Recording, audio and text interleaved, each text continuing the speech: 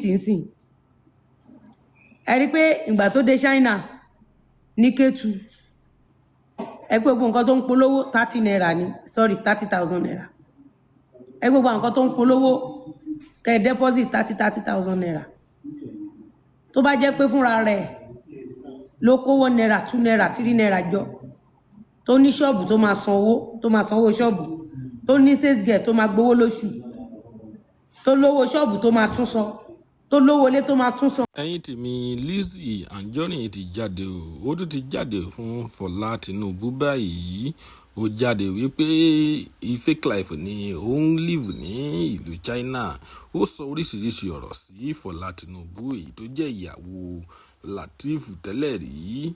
ẹ̀yin tèmi ẹ jẹ́ ká wo fọ́nrán yìí kí a gbọ́ nǹkan tí Lizzy ní láti sọ fún wa. tó ní baba responsibilities ó ní bó ṣe máa ṣiṣẹ́ ó ní bó ṣe máa focus. It's quite unfortunate pé lórí social media àwọn tó ń lo social media jù àwọn NFA ló ń lo social media jù no vision ambition. kọ́kọ́ lọ dìyẹn mú sórí ìwọ tó ń gun ọ̀kadà kiri ọkọ lọ máa dúpẹ́ lọ́dọ̀ Ọlọ́run lẹ́gbẹ̀ẹ́ kan ìwọ ó máa sùn mọ́kọ́ tó bá ti mú ẹ tó ń ràn ní petrol 250-300,000 naira per day tó ti ń ràn ní àbí ẹ̀yin tẹ́ máa ń lo generator ẹ̀yin tẹ́ ń lo generator àwọn generator ńlá èlò lówó epo yín per day tó bá fẹ́ lo generator látàárọ̀ dalẹ́ a sì máa sọ̀rọ̀ 80 to 100,000 or 150,000 tí n bá parọ́ kẹ́ máa já mi náà. tó bá wá ní shop sí bí ọ̀nà mẹ́rin times 4 or times 5 ìwọ náà máa gbé mọ́tò pó fẹ́ jáde pó fẹ́ lọ tó dọ̀ bá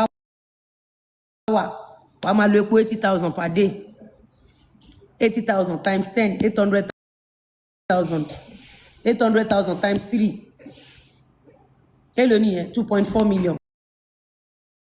lóṣù kan nìyẹn ṣó mọṣẹ́ tó máa ṣe kó tó lè rí 2.4 million naira lóṣù fún mọ́tò tiẹ̀ nìyẹn wá ṣírò owó epo tó máa rà àti gbogbo shops ṣírò owó epo petrol tó máa rà sílé àníyàn ní gbogbo nǹkan láyé èèyàn commercial analysis yẹn fún lọ́sàn ó ń sọ̀rọ̀ òun ní problem mo lè ní problem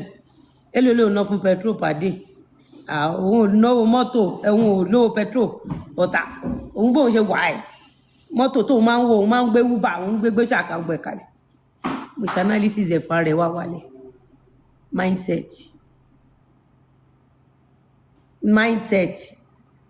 mindset ló mú ṣẹ̀pẹ̀tẹ̀rì Ìyábọ̀ ẹ wo bó ṣe ń rákòrò gbogbo owó tí Ìyábọ̀ Òjó lòun pa tó jẹ́ pé gbogbo iye tó máa fún owó yẹn kò ju àmàlà méjì àtògùn fi aláwọ̀ kan lọ gbogbo owó tó lòun pa yẹn kò ra petrol fẹ́ lómi lóṣù ẹ lọ béèrè Nàìjíríà náà ń pè bí